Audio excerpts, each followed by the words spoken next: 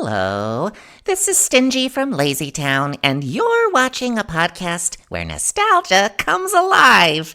It's called Jake's Happy Nostalgia Show. Of course, it's really my show, but I'll let Jake borrow happy and nostalgia.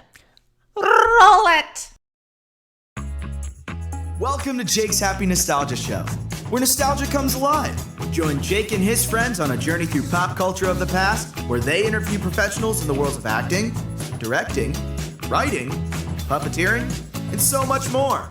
Who will they be chatting with today? Find out in this Jake's Happy Nostalgia Show episode. Hello everyone, welcome to this episode of Jake's Happy Nostalgia Show, where nostalgia comes alive. I'll be here with us. Thank you for joining. As always, I'm your host, Jake Ball. With me today, of course, our co-hosts, Chris Bixby and Matt Bingle. How you guys doing? Doing good. Doing good. Hello, everyone. How are you, Jake? I'm doing great, Matt. Thank you for asking. What do we have for today? Glad you're with us, everybody. Today's guest is a puppeteer whose career spans a wide range of projects, from his early days as an assistant puppeteer on LazyTown to digital puppetry on PBS's Splash and Bubbles and Jim Henson's Word Party. His work extends to Moon and Me, the Pure Flick series WonderMore Kids, and the revival of Crank Yankers. Most recently, he has been puppet captain on the brand new miniseries Eric, currently streaming on Netflix. These and more we will talk about with our special guest, Mr. Raymond Carr. Raymond, happy to have you here, man. How you doing? Doing well. Thank you so much for having me. Absolutely. It's a pleasure to have you here. Yeah. Yes, we are delighted. So to kick this off, even though I kind of introduced you a little bit, could you tell our audience a little bit about yourself and what you do? It's funny, you guys have had so many of my friends on this program already, so it's really cool to be able to talk to you as well and give you the other side of some of those stories. I always joke that I was homeschooled by church clowns, which means that my parents were clowning actually in the church back in the 80s and 90s, and my brother and I would do puppets for our church as well. And we got fairly busy with that, and traveled around Southern California where I was born, and traveled the country. Basically, at the height of it, we were performing like 200 times a year. Then we finally settled in Atlanta, Georgia, where when I was just out of high school or finishing up my senior year in high school. And that's where I discovered the Center for Puppetry Arts here in Atlanta, which is, for those of you who may not know listening, the center is the country's largest puppetry theater and museum, one of the largest in the world. It also has the biggest collection of Jim Henson puppets, everything from Muppets to Fraggle Rock to Dark Crystal, everything. And it also has a huge selection in their Puppetry of the World Museum as well. They have two very large theaters. Currently, they are doing a run of Sesame Street the musical. It's a Right, big, yes. production, which is really exciting. And then they have a downstairs theater where they have other smaller productions and adult programming, including a project called XPT, Experimental Puppetry Theater, which is kind of how I directed my first works there. XPT is a really amazing program that I encourage all of the people listening who are fans of puppetry or just want to play around with puppetry on stage. It's an application process where they take short theater pieces and short films, and if you're selected, you're awarded a grant, some money to produce your project, and then you have about 3 months to develop it and get it all together and use the resources of the center, like their scene shop and their puppet shop and the rehearsal hall.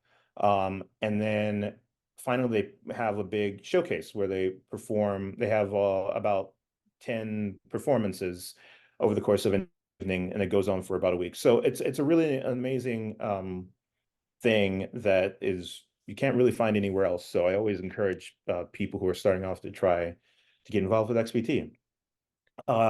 So that's where I directed my first pieces. The first XPT I did was this piece called Baby Says Eat Me. It was based on a short story that my high school best friend wrote, and it was about a little toddler that thought it was the cutest baby in the world, and it became jealous of food because he thought that people liked food better than him. So he just went around to everybody saying, "Eat me." Oh, Um, interesting. and it was kind of like this parable or a fairy tale kind of a thing set in the real world, but it was also absurd. Um, and the piece ends with the baby actually eating themselves. So Oh, it's wow. kind of this dark comedy. Uh, so yeah, I did, over the course of the years, I did about a dozen XPTs, either performing alongside with people or directing my own pieces. And that's the other thing with XPT, you can sign up as a director or you can just sign up as a volunteer who wants to help. So you could be a performer or a painter or a musician or anything like that. So yeah, it's a really amazing program.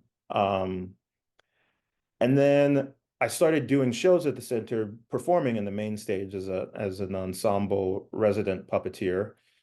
I did everything at the center. I volunteered. I worked as stage manager. Or house manager. I worked as even the birthday party department where we would put on little birthday shows for uh, little kids. So from there is actually how I was going to school at the time too.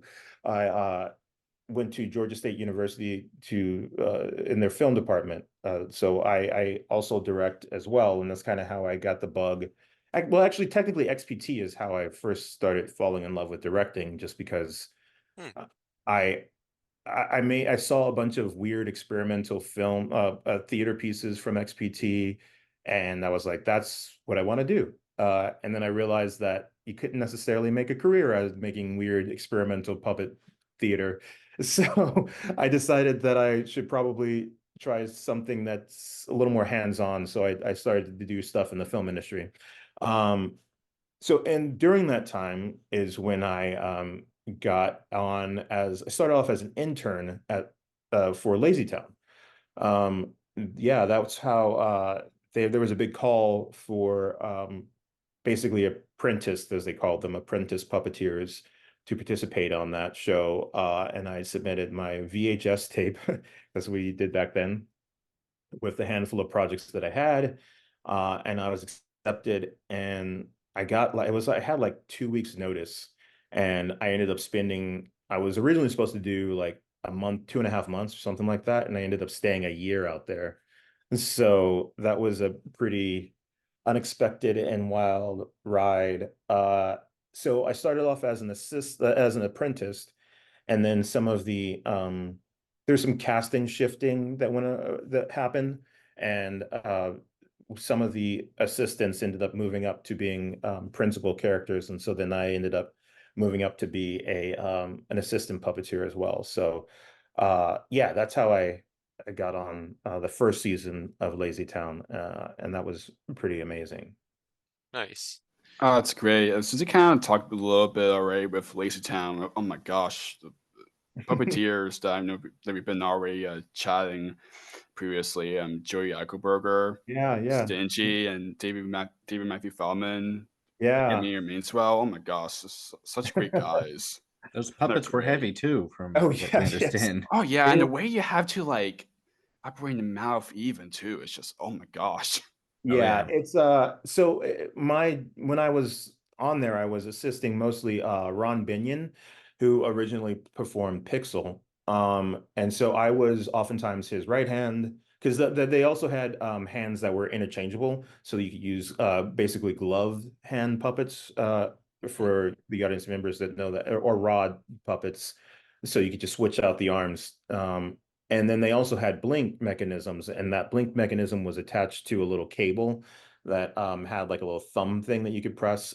So I was mostly hands, arms, and blinks for that throughout that process, and I learned so much. You know, it was obviously intimidating, but everybody was so gracious with their time, particularly Ron. And I know you had Amanda on this show as Yep. well. Love Yeah, Uh, Amanda. Amanda. Yeah, yeah, I yeah. love her So too.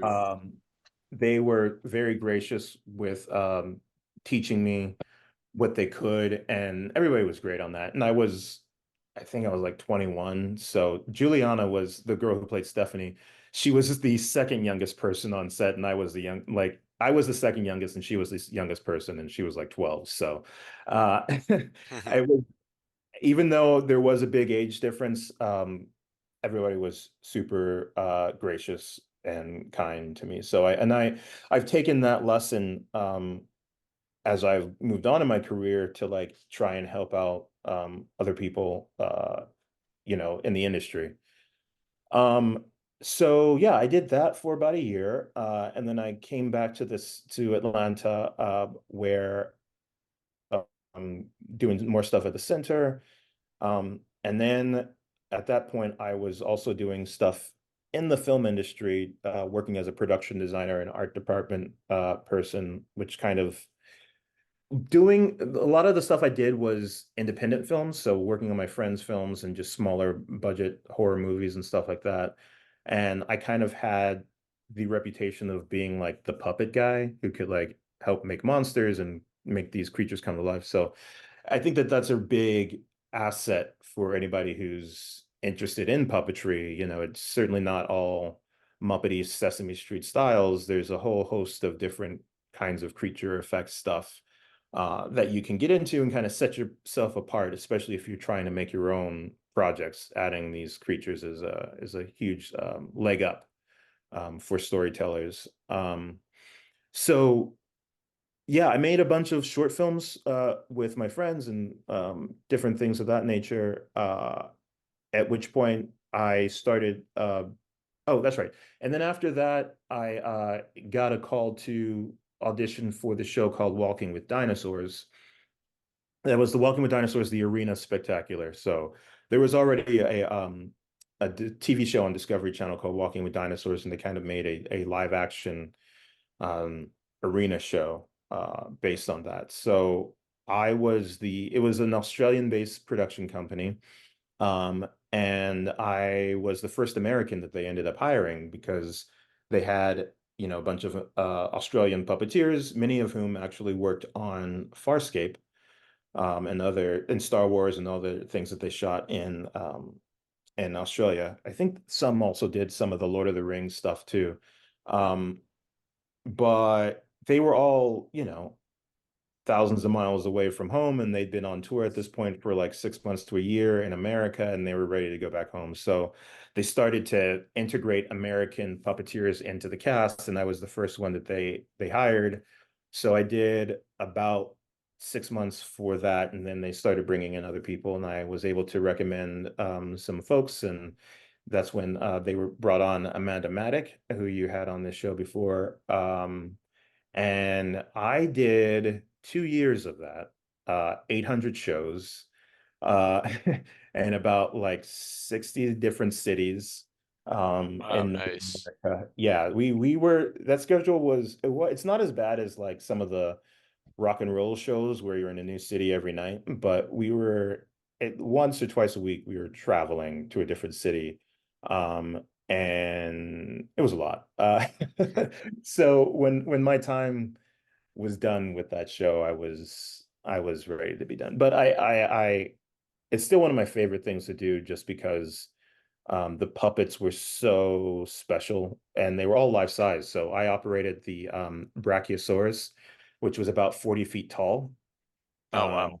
Yeah, so it's like you would move, it's all animatronic. So we would have this rig that kind of looked like bicycle handles attached to like this spinal cord, this metal like spinal cord with like little circles that kind of acted like vertebrae. And you would hold it out in front of you, and then another arm would hold another joystick like contraption that would be on the other end of the bicycle style contraption, and you would wiggle the joystick contraption, and that would move the tail, and then you would move the head, which was kind of like this bicycle handle. So you got this really fluid motion that was like in real time, honestly. Like, so if you move the body of the rig to the left, like it was pretty accurate and quick to move the dinosaur. The dinosaur was 50 to 100 feet away sometimes. And because we were also raised, so we performed at these I guess you would call them basketball arenas, like Madison Square Garden or anywhere that major NBA sports play or like the big theatrical shows. That's where we perform. So they were very large arenas. But yeah, that was a magical experience, and I'm as ready as I was to leave when I did leave. I was so grateful for my time on that project. And that's actually how I got my SAG card. I got one of the last projects one of the last tour days we were on, we were in LA, and they wanted an episode of CSI Las Vegas to shoot there, and they were doing like as if we were in Las Vegas. And the premise was, it's really stupid. The premise was that there were like paleontologist students who were like in a love triangle, and they broke into the Walking with Dinosaurs show after hours, and they like Oh took a wow. scissor lift all the way up to see the Brachiosaurus.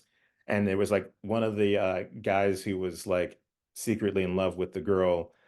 The guy that he was jealous of was up on the scissor lift, and he took the dinosaur and he like knocked the guy off the dinosaur off the scissor lift. And the stunt guy, so I had to use the dinosaur, the puppet, to like actually knock a stunt guy off a scissor lift. And he fell like, I don't know, at least 40 feet onto a mattress below, but it was pretty scary. Oh my But God.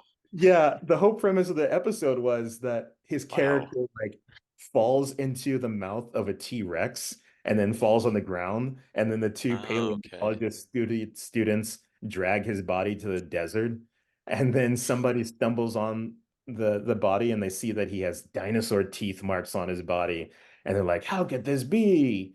And so that's the how the episode of CSI starts. That's So interesting. Wow. Wow. interesting and is a choice. I think it's silly, but sure. Yeah.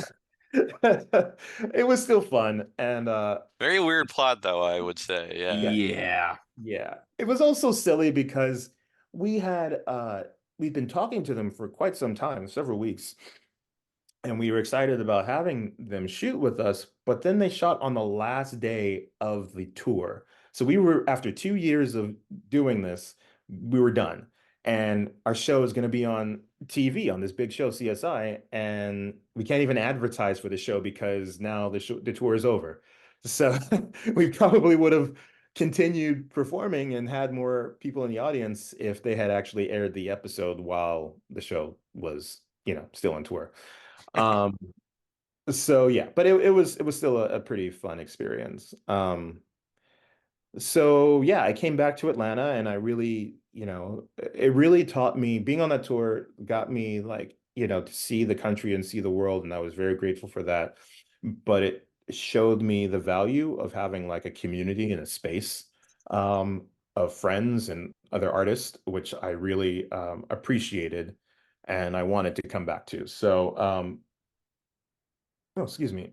Once I got back in Atlanta, I started doing other short films, and I started doing some short films, and one of them was produced by Heather Henson, Oh, which, nice. yeah, Jim's youngest daughter, with her company Handmade Puppet Dreams, which is a really, really great program for anybody who is considering making their own puppet films, to either check out their stuff or try and get in touch with them to try and help them support your projects. But I came up with a concept, a short film concept with puppets, and Heather's company financed and produced the film. And then I was able to take that film on tour for different film festivals. So the films are on Amazon right now. Handmade Puppet Dreams. They're all short films. Nice. And Toby Froud made one too. Brian Froud's son, who was in The Baby in the Labyrinth, and a couple other really awesome puppetry artists have made those films over the years. So it's definitely worth checking out. Um, yeah, and then from there, I started to do stuff, like I said, in Atlanta. There's a really fantastic theater in Atlanta called Dad's Garage Improv Theater, and they actually are host to a lot of really fantastic comedians. If you ever see that show Archer, the cartoon Archer, they have Amber Nash and Lucky Yates, who are characters on that show, perform at Dad's Garage regularly, and we Nice. started doing something called a puppet slam, which puppet slams are more notable nowadays, particularly because of Heather Henson. She has the Puppet Slam Network. So your listeners can go to Heather Henson's Puppet Slam Network and find a Puppet Slam in their city. There's very likely one in their city that has a regular performance. But it's essentially what it sounds like. It's usually adult-oriented, short puppet pieces that are late night, oftentimes raunchy or weird, and they're just a lot of fun. So we did puppet slams at Dad's Garage for about 8 or 10 years. I can't even remember, but a long time. And I would try and do as many as I could. Between puppet slams and XPT, I was really excited about just creating my own stuff, which was really, it still is very, very rewarding and has enabled me to, figure out how to direct, particularly with puppets. Nice. Yeah. Nice. So now kind of going back to the beginnings of things, like what was your childhood like and how did you grow up? Like, did you always want to be a puppeteer? It's funny. I don't think I did. I was interested in telling stories, or I had a big imagination, but oftentimes, as often is the case, certainly before the internet and podcasts and things like that, you just don't know how these things happen. So, it's kind of like dreaming of being an astronaut or something like that, or maybe even just like pretending you wanted to be a wizard. It was it was so out of the realm of possibility. I grew up in Southern California, the Los Angeles County, but I didn't know anybody in the film or entertainment industry.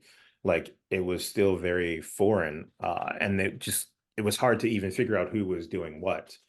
I remember eventually I started to but I was always like, I would still love puppet stuff. I was more interested in the creature effect stuff, like behind the Ah, scenes stuff for yes. like Star Wars and Star Trek, and just the creature monster stuff.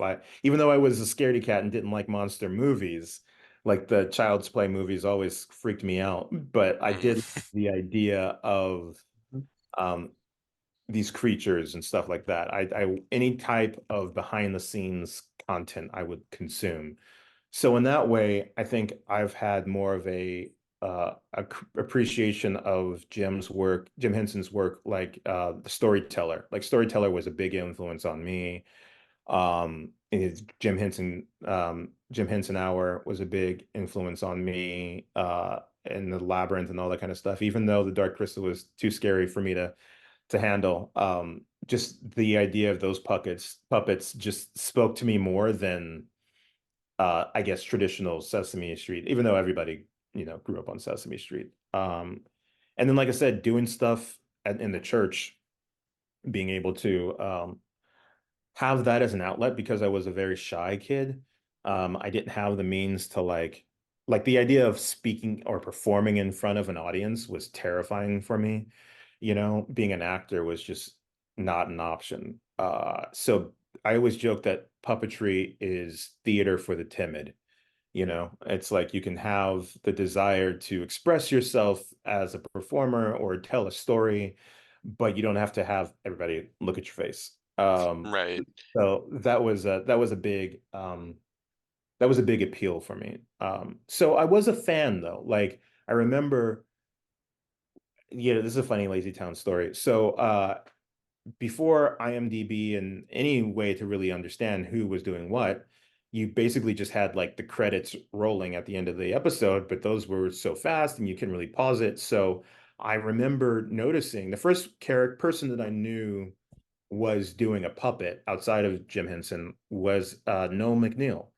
Ah, Um, Noel, good friend yeah, Ah, Noel. no, Yes. yeah, because yes, he has yes. such a Oh my distinctive gosh. voice. Yeah, Yeah. so I between I guess it was Eureka's Castle, Oh, And I love Rico's Castle. yeah. And Yes. then Puzzle Place. I Yep. remember Love that show thinking, too. and then like Bear, I was a little older Absolutely. than Bear and everything, but for the audience that was into Bear, but those voices are undeniable, and I was like, wait a second, that's the same guy. And so that's when I started to really like appreciate him as an artist, but I still had no means of meeting him.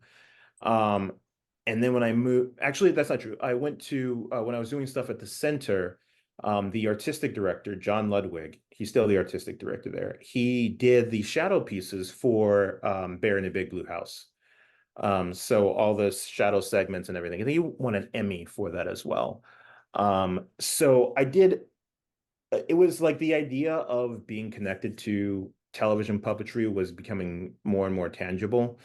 It wasn't until I worked on LazyTown, there was this moment where Ron Binion, who was playing Pixel, they wanted they were going to recast him because Pixel's a black character and they were trying to find a black puppeteer that could actually operate him. And Ron was kind of just a placeholder at that moment.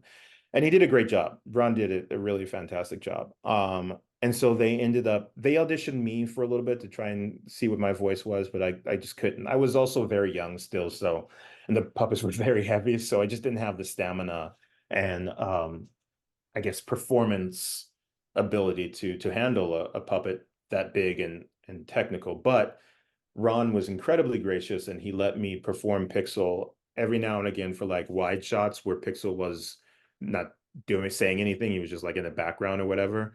Every now and again he would let me perform Pixel. So I was like, which is a big deal. Like if for a main character to let somebody else operate their puppet when they don't Oh have yeah. to is I was very grateful for that. Nice. So, but they ended up bringing in Noel to potentially take over for Pixel, and this was like one of the I think it was like a Easter break or something. Everybody went back home, and this was my first time out of the country, so it was all still very new and exciting and scary. So I finally came back after the Easter break, and I was like, okay, I feel a little better about myself. The nerves are finally off. I'm ready to hit this. And at this point, I was still in the running for Pixel, and I really wanted Pixel. It was going to be a lot more money, and a lot more prestige. But it was still a scary prospect to take over this character. And I got off the plane and I like waiting and see the person that baggage claim that's going to take us into the set to our hotels.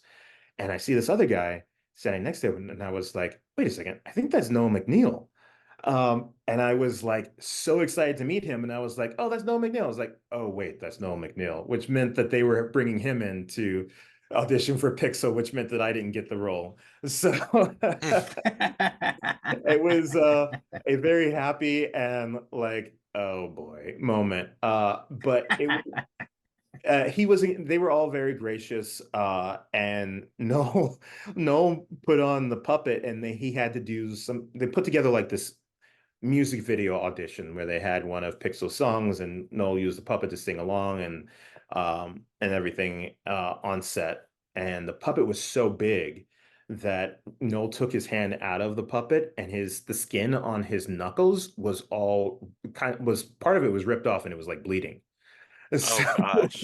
that's how like Wow. it's like it was like when you put your hand inside of a puppet, usually there's like a padding or something on top of it, but Yeah. there wasn't much padding, so it was just like scraping against his knuckles, and because it was so heavy, Oh and yeah, gosh. he took the Mm-mm. puppet off and like gave Ron a big hug and was like, I don't know how you're doing this all the time. Um, so but yeah, Noah was a really, really good guy. And we had a good time there. So yeah, after that, like I mostly, meeting Noel was like my first big puppet celebrity, I guess I should say. And since then, that's one of the best things about working in puppetry is that there are a lot of characters that you love, but you never really know the faces of the people who are doing it. More so now with the internet and everything, but it's just easier for these mega stars of puppetry to like blend in. with everybody else. And that's always really fun, and that makes them more down to earth and cool. So Definitely. Absolutely. Absolutely. Not just him like Noel being like an amazing, great puppeteer and all, but him being a director, writer, author. He's now directing for Sesame Street too. yeah, So Yeah. that's pretty cool. And he recently won an Emmy yeah, for that, Oh which yeah. Yay. super happy for him. But yeah, going back to kind of Lazy Town, oh my gosh, it's such a wonderful show. I remember watching that show a lot, and it's Same. still Same here. one of our favorites. that's so funny. Yeah. Yeah. Yeah. Yeah. No, I I mean, know. I'm sure you get this. All of the people who have you've interviewed from LazyTown, they're all like, "Wow, I don't feel that old," but when all the Yeah. kids that are saying that they grew up watching it are adults, Yeah. no, but when we were on it, a lot of us did feel like we were working on something special, partially because we were in Iceland and that's just crazy, but also just like the music. I mean, I Oh my think gosh. Oh, Yeah, yeah. no, the Music songs are for the great show too. every So episode, awesome. well, almost every episode, we would shoot a music video, even if it was a short one, and you would just have the song just like stuck in your head for like the whole week. Even when you were trying not to, you would just be like humming it to yourself and be like, "Stop it!" Uh, so the fact that this children's show, preschool show, was still making all these adults just like humming and singing these songs that I still remember, like the melodies of it 20 years later, is a real testament to those folks. So yeah. Nice. Yeah, Absolutely. especially the Mine song, the We Are Number One, especially Yeah, yeah. Both of those. it Yeah. became Yeah. like a meme for all those years, and Both of them. the Cake song too. Like, oh my Yeah, gosh, Yeah. that It's crazy that was Lazy Town still like kind of have a huge following yeah, because Oh, of yeah. that.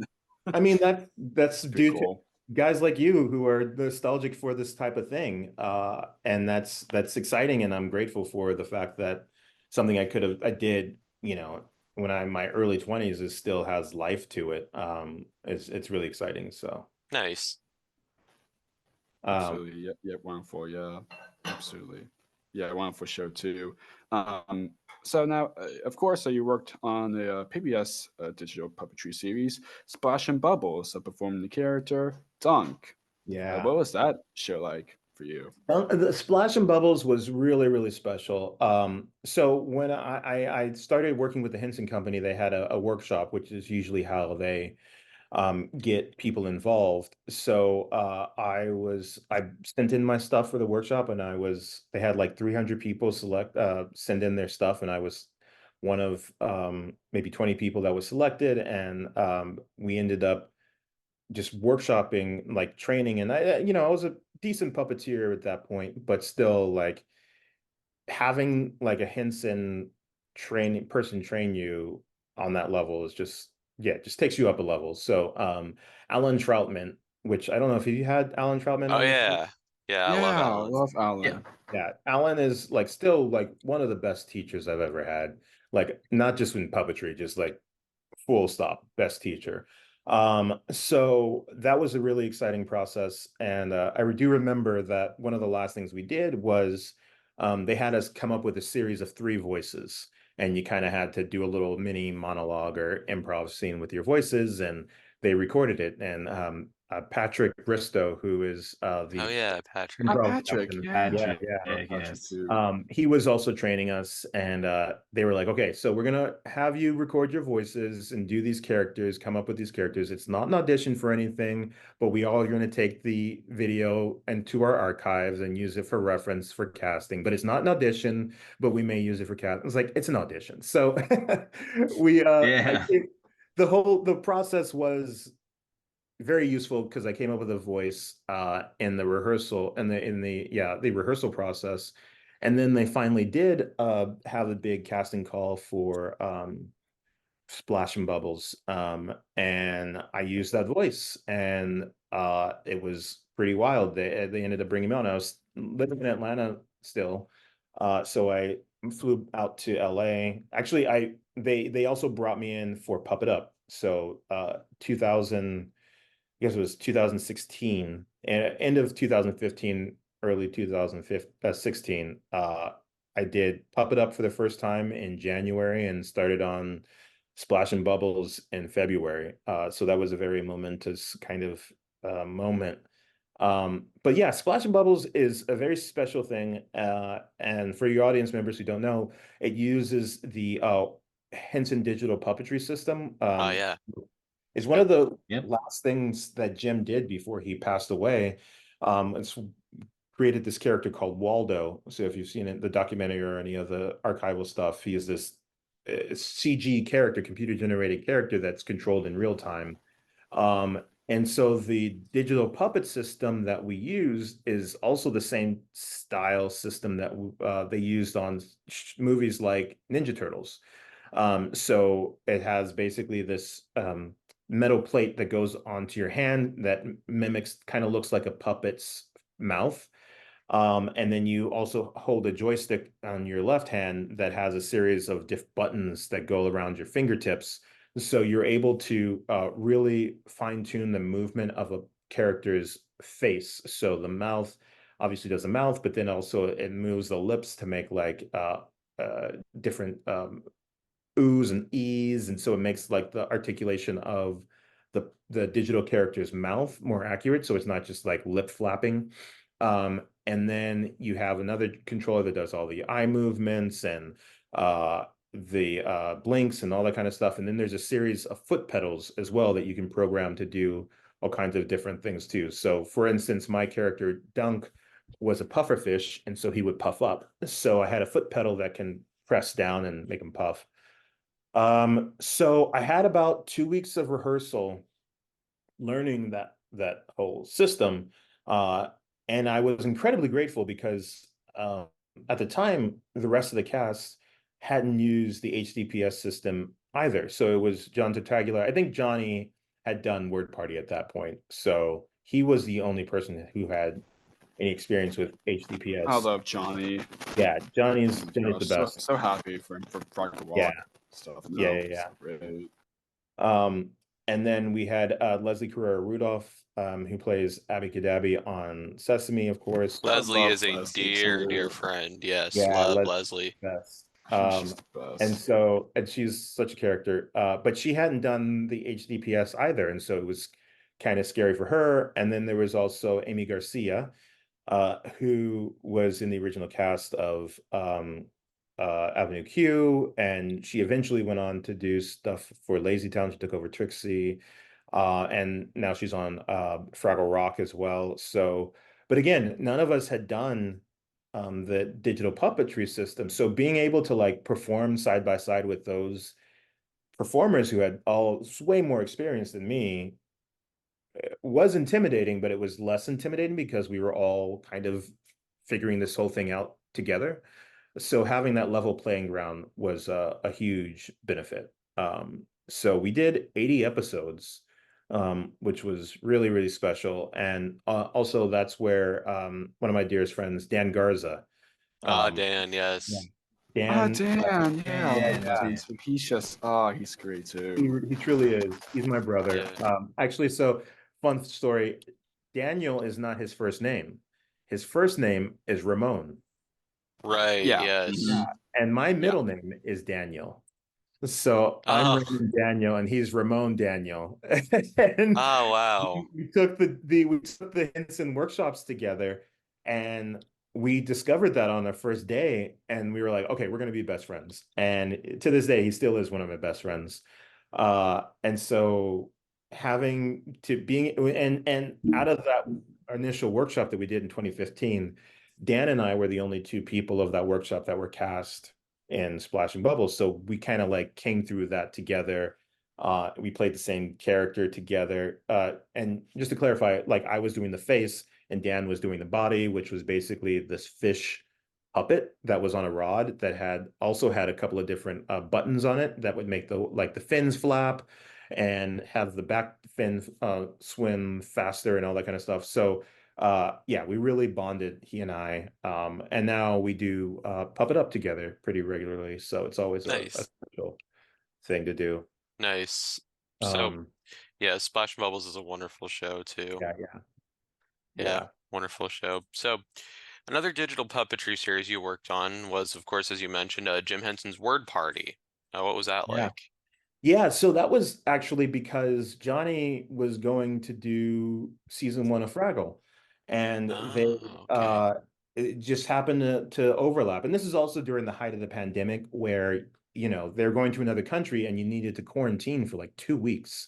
They wouldn't like if you were going to be in Canada, you had to like stay an extra 2 weeks just before you interacted with anybody. I think this was like right at the beginning of the vaccine or maybe pre-vaccine, but everybody was still very nervous, particularly about productions. Productions just had to be extra safe because they didn't want to get shut down.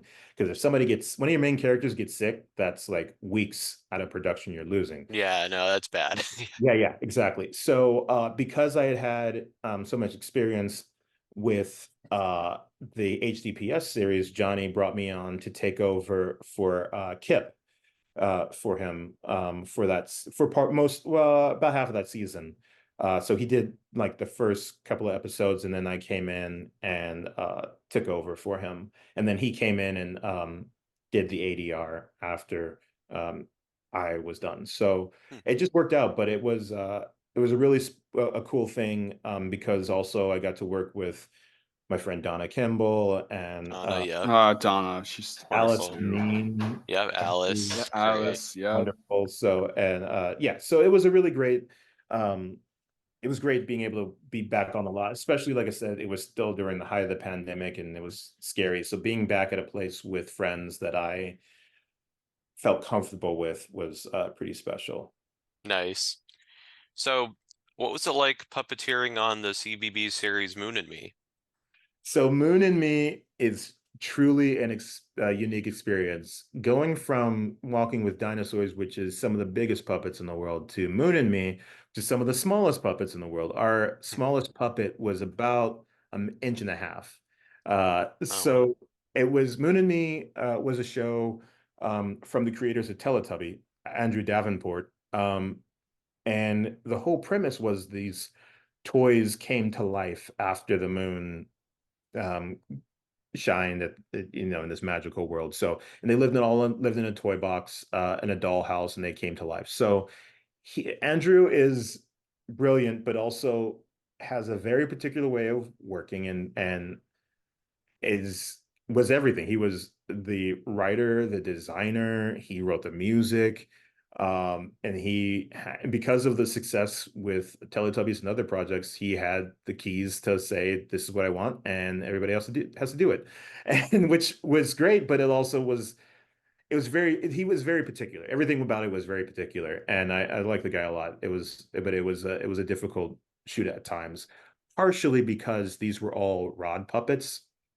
So like I said, the puppets are very small, but it still took 2 to 3 puppeteers operating one puppet.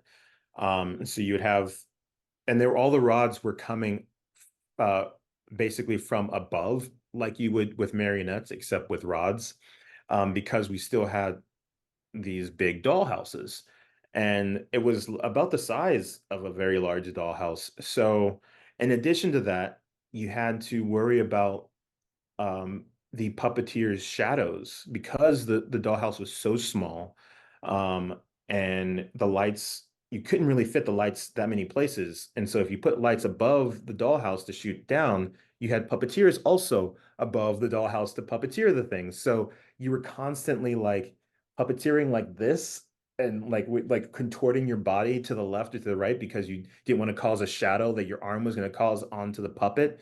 And so it was almost like doing like surgery at times where you had to make the character walk from one end to the room to the other, but you had to basically contort your body in the most in weird ways just so that you weren't causing shadows. And you could have a great performance, and then somebody else, the cinematographer would be like, shadow, shadow, like God.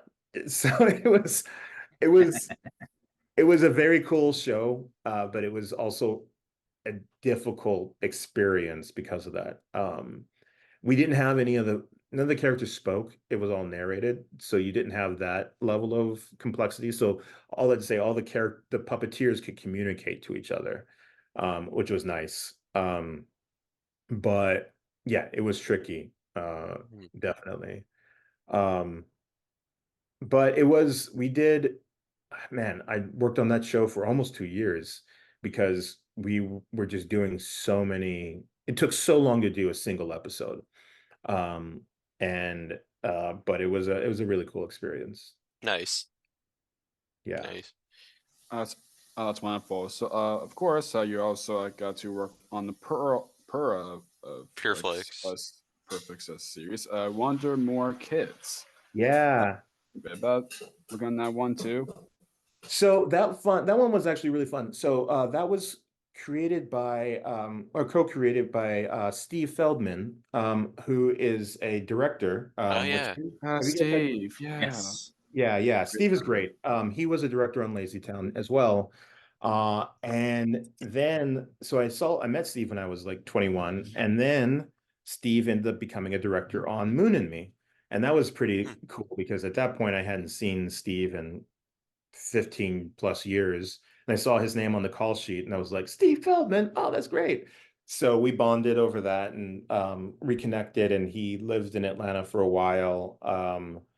And he got a call, he left Moon and Me and he got a call to do this project, which is like a faith-based children's show, and brought me in from the ground floor. So I feel like WonderMore is really like um, me and Steve and our other producer AJ, like three of us really created that show. And that was pretty special to have something that like felt like it was yours. Mm. Um, and I was able to I was able to hire the puppeteers that I wanted for the most part, which was really cool. Well, ones that we could afford because we were still a low budget production.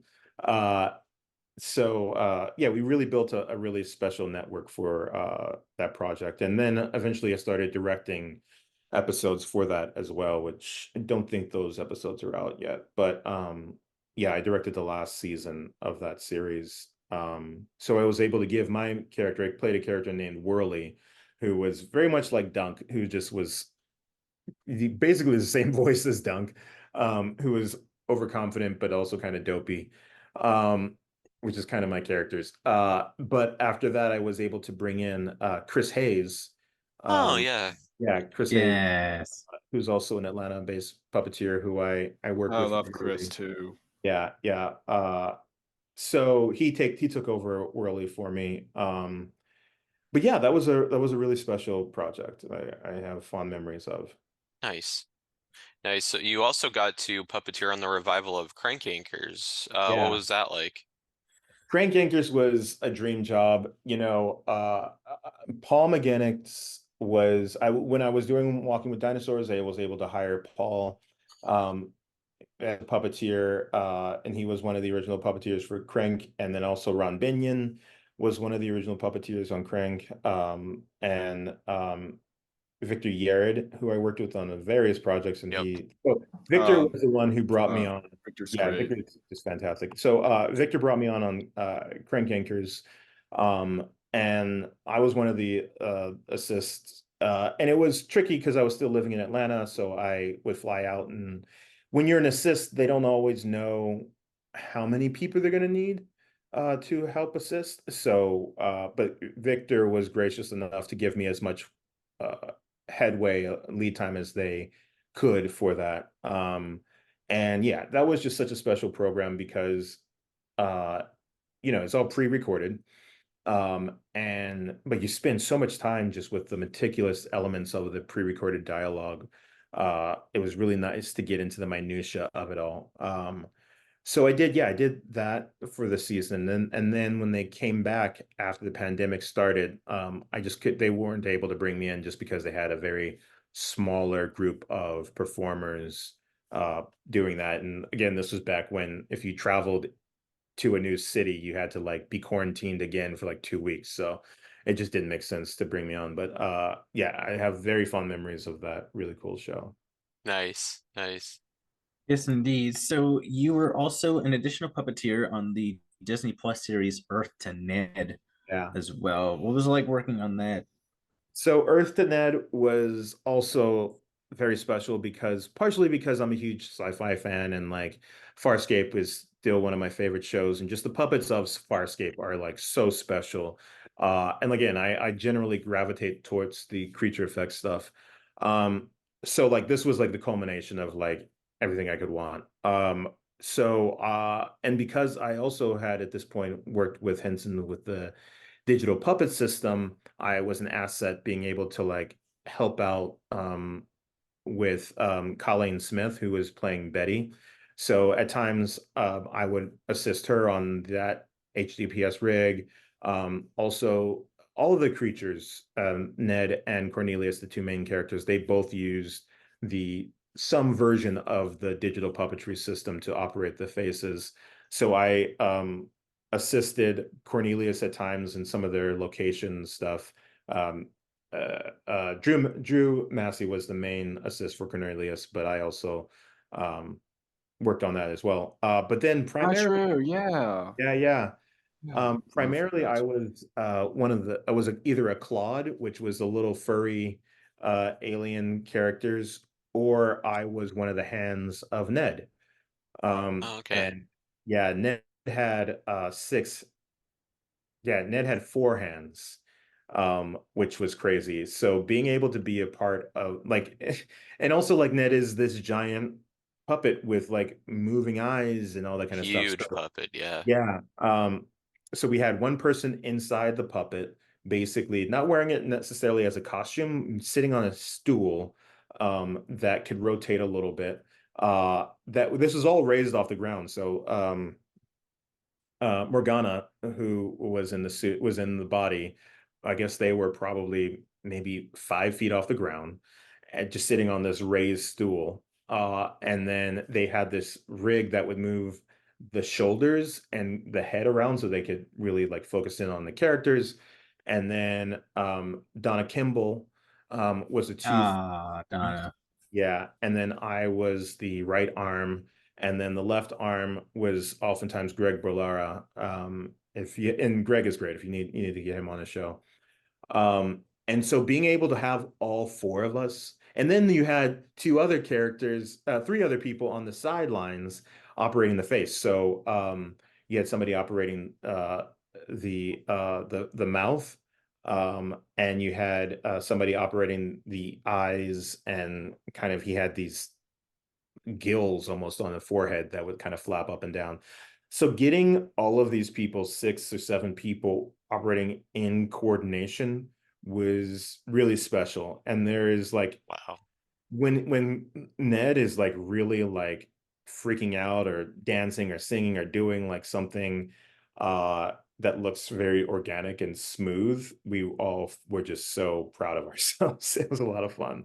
And we had, you know, about 40 different celebrities on the show, everyone from Billy D. Williams to Penn and Teller, to a host of other awesome Oh celebs. yeah, a lot of wonderful ones. Yeah. So Nice. A lot of great ones.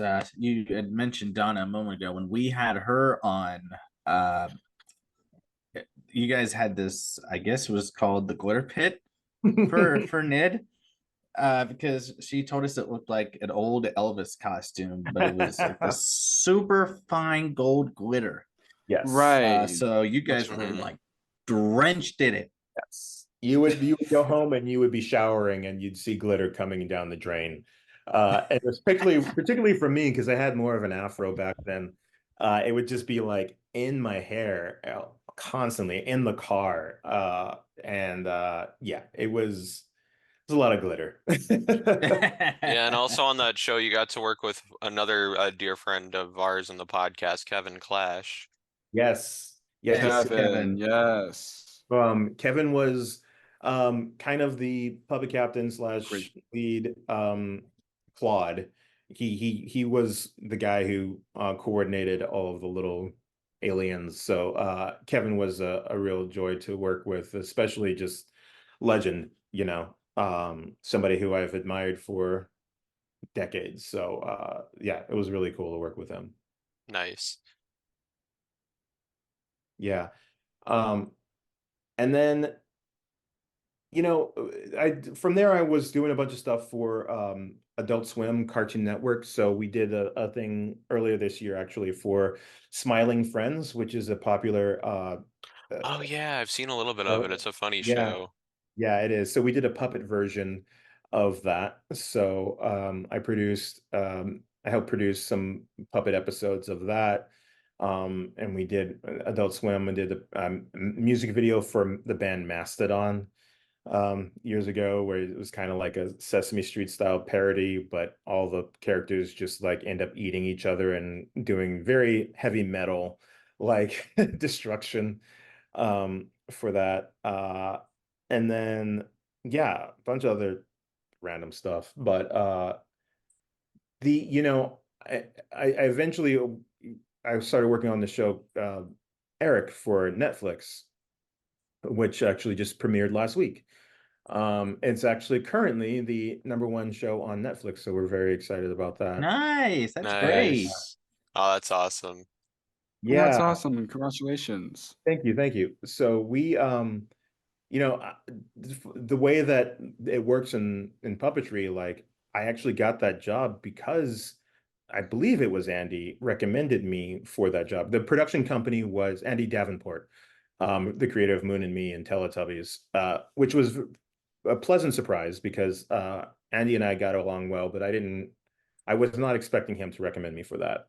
So part of the reason why is because it was a British production company. It's this production company called Sister, that's out of London, and obviously Andrew Davenport is a London-based producer, and so I guess he was friends with some of the producers on Sisters, and they needed an American puppeteer who could direct puppets.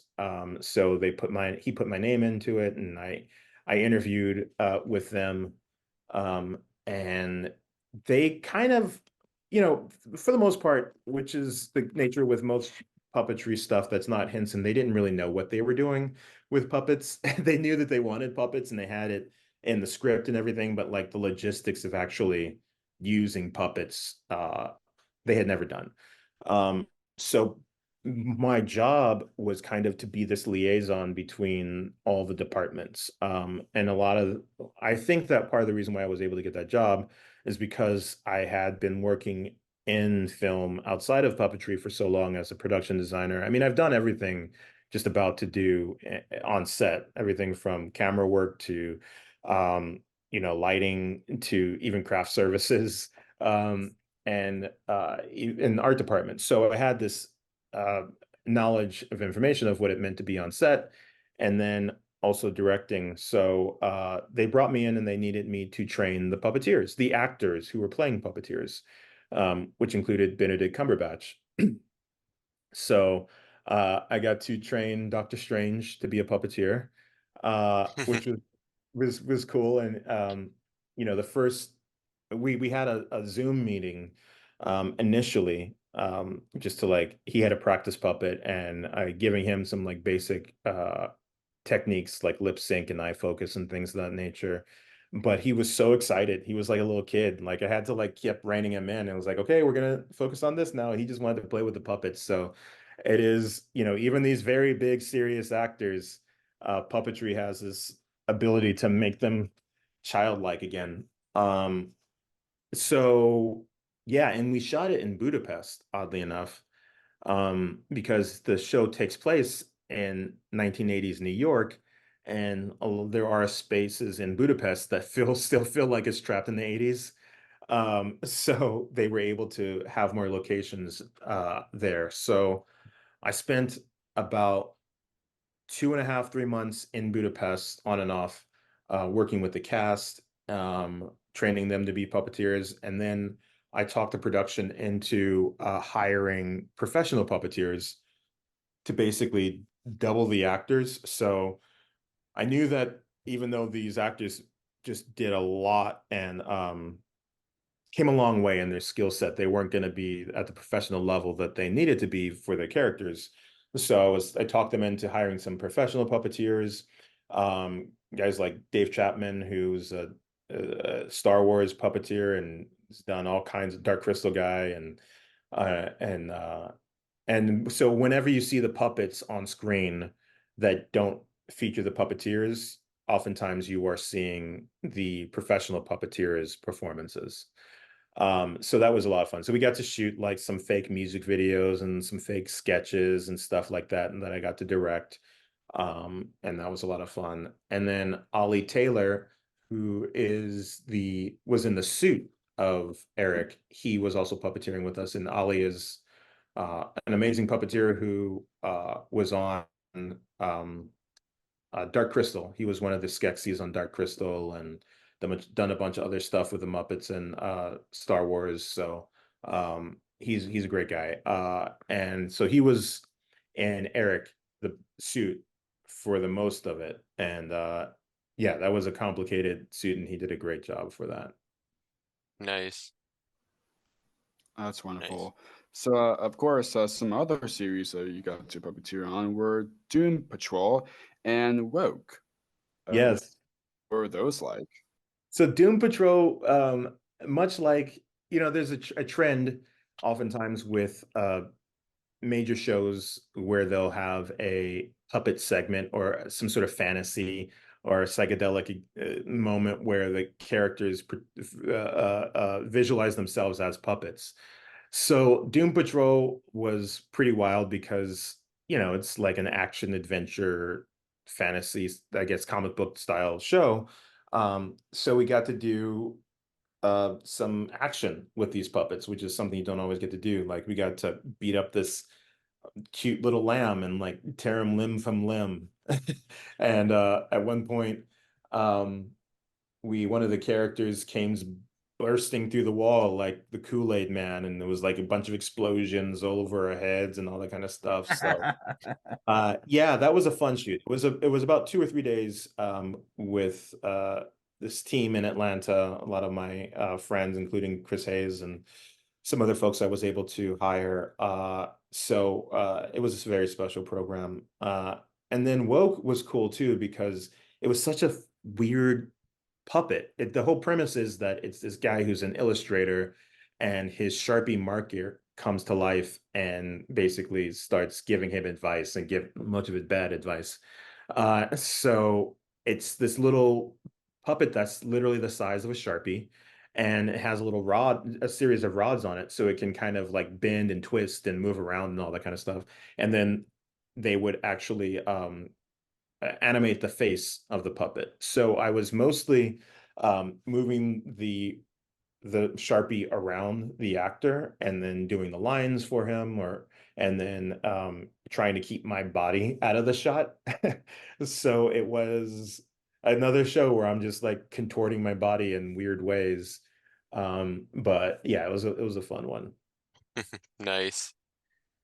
Nice. So you've also done some commercial puppetry, specifically including the MetaQuest Super Bowl commercial. What was doing that like? That one was wild because I was a part of the team that did I guess it was like an octopus, a purple or pink octopus. And we were supposed to be like imitating like a Chuck E. Cheese's style band.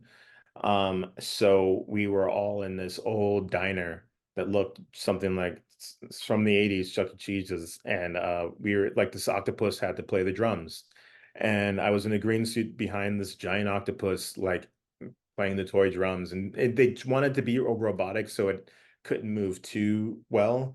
But that was a moment where there was a lot of really great puppeteers on that.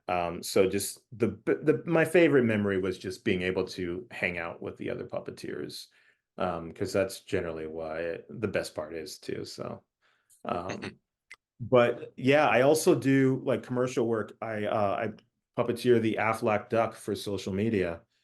Oh, Um, nice. yeah, Nice. yeah. So if you follow Aflac on That's Instagram, cool. yeah, or Aflac Duck, you can see we shoot like once a month. I'm actually going to be going there a week after next to shoot some more segments. So it's a really cool puppet created by Legacy Effects, and we just have all kinds of ridiculous gags. The duck riding a skateboard, or getting his tongue stuck to a flagpole, like in that movie Christmas Story, or just looking at Yes. yeah, all kinds of weird stuff. And it's a lot of That's fun. So great. yeah, definitely check out the Affleck Duck on Instagram and social media Nice. to see what he gets up to. But yeah, commercial work is Absolutely. Awesome. But yeah, really looking forward for more of those. Yeah. Yeah. That's all. Absolutely. So other than those and the new Netflix series, Eric, can you share any projects that you're currently working on? Yeah, my thing now is mostly about developing my own work. So that's a big part of it. And so I have a couple of different projects that I'm developing there. Puppet Up is always in happening. So if you're ever in the LA area, Puppet Up is a adult puppet improv show produced and directed by Brian Henson. It's just every show is completely different, so I always recommend it. And they're trying to get it back on tour. We'll see if that happens. Nice. Next year I will be the Center for Puppetry Arts is going to be featuring me in their musium. So I will be Ooh. I'll be a part of this thing called Puppetry Now, where they highlight puppeteers who are currently working and doing something cool. So I will be in the special exhibit gallery with kind of my collection of LifeWorks puppets and stuff. So I'm hoping to be able to feature like the Affleck Duck in the museum, some of the puppets from Smiling Friends, maybe some stuff from Moon and Me if I can get my hands on it, and some other projects that I've done over the years. So if you're in the Atlanta area, it's going to be January through the spring, basically. And then I will be doing my own show there too, which is like a collection of short pieces that we used to do at Puppet Slams and XPTs. So it's kind of a collection of just comedy sketches. I call it the Ninja Puppet Shenaniganza. So it's just a bunch of nonsense, and also some of the short films that I've made over the years. So yeah, those are the big projects that I have coming up right now. Nice. That's great. We're Wonderful. looking forward for those too. Nice. Yes, So indeed. So this last question that Chris is about to ask, we always ask every guest. Go ahead, Chris. thanks, Matt. So this podcast is called Jake's Happy Nostalgia Show. When you think of nostalgia, what do you think of? Or in your own words, how would you define the word nostalgia? You know, nostalgia is a unique thing in that it has you see the world differently, because it has you see the world through the eyes of the past. Um, and our memories aren't always that great, you know. I think I'm a futurist, you know. I think that nostalgia is useful because you can look back and see what has happened and what has been done, especially if you are trying to create your own work. But I do think that it's important that we not try and over romanticize this nostalgia, because as much as we love the shows that we just talked about, I do think that there are a lot of really amazing artists, especially the young artists right now on TikTok and Instagram and YouTube, who are just making their own stuff. And so I think that it's useful to look back at the past, but I also think it's important to look forward to the future and to the current and not get lost by nostalgia. So I think that nostalgia is a useful tool, but you gotta look both ways. Absolutely. Great words to end on. Well, Raymond, thank you so much for taking the time to do this. This was a blast. Absolutely. Thanks for having me, guys. Yes. Yes, absolutely. It was a And pleasure. thank you so much for what you've done, of course, over the years, for what you've done, LazyTown and other things that we've been touched base on earlier. And keep up the great work we're doing now. And connect with Six and Store, especially more with with Puppet Up and more episodes of Eric and Affleck and lots of other things. And can I wait more of those? And can I wait for what's next for you down the line? Absolutely. Thank you guys so much. We'll see you later. Thank you. Yes, of course. Take care, Raymond. Take care. See you, Raymond. Thanks again. It's goodbye from us as well. We absolutely enjoyed our time. with Raymond Carr. Links to his website, Ninja Puppet Productions, and his social media will be in the description down below for people to connect. But it's goodbye And from he us has the as rest of well. his work and wants to check out the new series Eric is Yes. on streaming on Netflix. So everyone wants to Yes. check it out and And the rest of his work, and it's on YouTube and everything else. If you want to check out the experimental thing that we mentioned also, you can check out the Center for Puppetry website. That's puppets.org/programs. That's Yes. the website for the Center Which for it should be Puppetry Arts. also in the description as well. Yeah, to those it'll, ones that it'll be down there kinda for you to wanna- check out as well. So check that out Yes. too if you want more information about that. Absolutely. It's goodbye from us as well. Keep on the lookout for more wonderful interviews coming your way. As always, what do we say, Jake? Keep nostalgia alive. Take care, everyone. See you next time. Take care. Bye. Bye. Bye. Thank you for tuning in to another wonderful Jake's Happy Nostalgia Show episode. Be sure to follow Jake and the Happy Nostalgia team on social media, check out our website, and stream the show wherever you find your favorite podcasts. And as always, remember to keep nostalgia alive. Bye-bye.